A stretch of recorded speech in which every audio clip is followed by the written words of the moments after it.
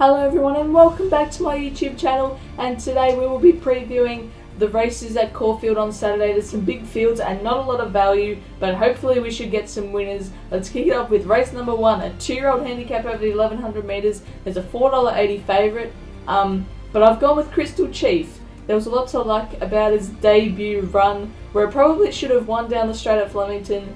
Draws a good gate, so it should get a good run. Valaquenta it won on debut about in November, I think.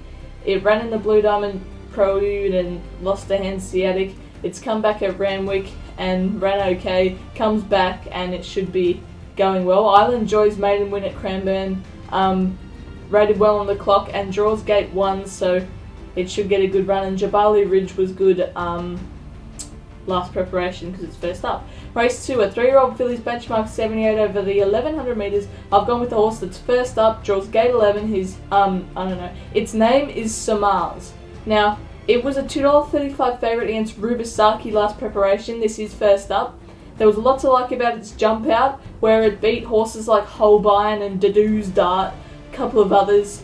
And I like how it's been given time between those the jump out and this run, because it was a really fast jump out. So Samars goes on top. I can't give up on Broadway in 4th yet because it is a class runner. Paul's Regret should get a nice run from gate 5, and Button Express in there for 4th. Now race 3 is a benchmark 78 over the 1200 metres. I've gone with Ruben Blur. It ran last week behind Alpha Oro and it was a good run there. Step up to 1200 metres looks good, and Caulfield shouldn't be a problem. I'm telling it in there for 2nd. I think, well, it never runs a bad race. It also ran against Alpha Oro and it flew but missed. I just think Ruben Blue will be better suited to Caulfield than it. Lights is good at Caulfield, and Mrs. O'Malley didn't jump with them last time, but it should be going close. Now race 4 is a 3-year-old handicap over the 1600 metres. Interesting race. There's a $2.80 favourite. Right you are. Right you are. Last preparation, it won a main by 3.5 lengths, beating horses called Low and Grand Promenade. Grand Promenade since has come out, and Brenner's Gari was saying it was immoral for a race at Bendigo. So, well, it didn't win that, but Grand Promenade's a really good horse. Low's won since. So right you are. It was they didn't rate really high on the clock its first up win, but it let down really well, and gate 2 Damien Oliver looks good. Smoke Bomb in there for 2nd. Won by 5 lengths at Cranbourne in a benchmark 64 and rated well on the clock. Liberate won at Flemington benchmark 78, so it's got some class. Gate 4 looks ideal, and Fiorente's girls maiden win was pretty good, I think, and I think you run a good race at $41. Race 5 is a mare's handicap, and I haven't written down the distance, so I'm not sure, but I've gone with Dyslexic. It is number 1 and it's paying $9. It ran in the Dark Jewel up in Sydney and it lost by 3 lengths, but it was really high it was a high rating race on the clock, and it strikes easy grade here. Jamaican Hurry was good, beating Godolphin down the straight at Flemington last time. Gate 16 is just a bit wide. Kenyan Wonder, gate 3, and has got some class. Miss Mandito won at Morpheville since, so it should be going well. Race 6 is an open handicap over the 1100 metres. I've gone with Hawker Hurricane.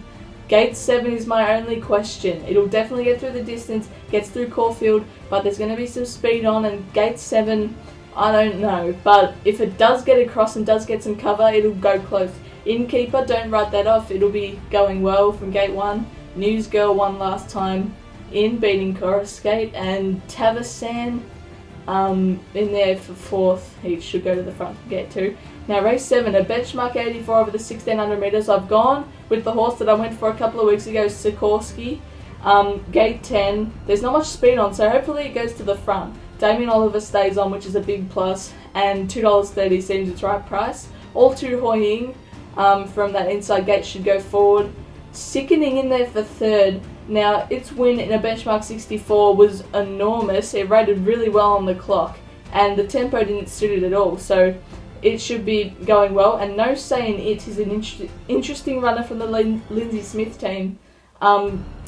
goes back, which is one of the questions, and gate 13 is the other question. I'm not sure if it'll get have a winning chance from there. Race day to benchmark 84 over the 1400 metres. Interesting race, and it's hard to toss it up between the top two. Victoria Star and Jumbo Ozaki. I've gone Victoria Star at the moment. I just think it has more potential to rise above the bar than Jumbo Ozaki, because Victoria Star, it's actually never done anything on a good track, but the only time it's run in a good track in Australia was first up off a 75-week spell at Moonee Valley. Didn't handle Moonee Valley, and first up off 75 weeks isn't ideal either. So Victoria Star from gate 3 should go close. Jumbo Ozaki, no knock. Craig Williams, gate 2, should go close. Heptagon, Radmel and the Wongoom, and price range from overseas looks an okay target. Race night is an open handicap over the 2,000 metres. I've gone with Mahamadeus. Mahamadeus and Super Titus ran against each other. Super Titus won just by a nose, but Mahamadeus will be better suited to Caulfield. It's got a better gate than Super Titus and should be going past it. Super Titus in there for second. Gayatri in there for third. It's running the Wongoom. I think it was the Wongoom. No, the Warrnambool Cup. It was Warrnambool Cup was enormous, and Cars Off in there for fourth. My best of the day is definitely Bright You Are in race number 4, and my value bet's Sickening. Anyway guys, thank you so much for watching. Don't forget to like and subscribe if you haven't already. If you think this video is good, check out my top 10 Melbourne Cup wins since 2000, because I think I did a pretty good job. Have a good day.